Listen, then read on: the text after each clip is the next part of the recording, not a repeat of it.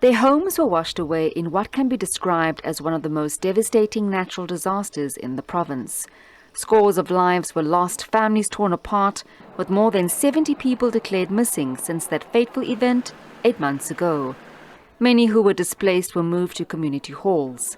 Flood survivors opened the day with prayer before being treated to a Christmas lunch. The laughter of young children and their happiness were palpable as Christmas gifts were presented.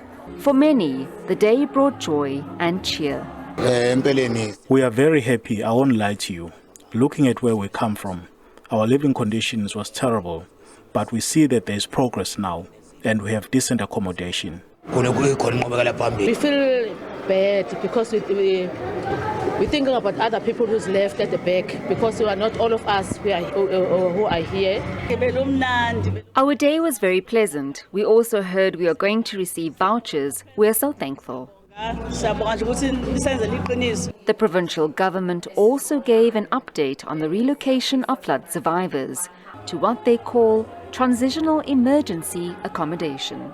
Despite efforts to relocate flood survivors who have been staying in community halls in the greater Durban area, several community halls remain full.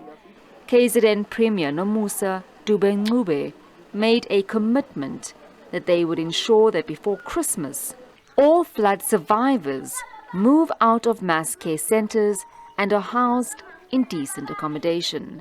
She appealed to survivors who have received building material to refrain from returning and building on floodplains. We've had to engage in the social dialogue to say, look, we cannot build your house here because this is not a safe place anymore for you. We face challenges of contractors that were not up to standard, and you've got to stop and go and change midstream. Government says contributing to the delay in housing survivors was the lack of suitable land and communities not wanting temporary structures erected. Where we had identified pieces of land that belongs to government that was good enough for us to build the temporary residential units, but communities that reside there said no, they don't want these communities' houses or temporary houses to be built here. The third one was the latest one where communities even said that they don't want us to build because there's going to be crime. Government says 135 mass care centres were set up immediately after the floods in the districts of Ugu, Mgongundlovu and Kengcechwayo.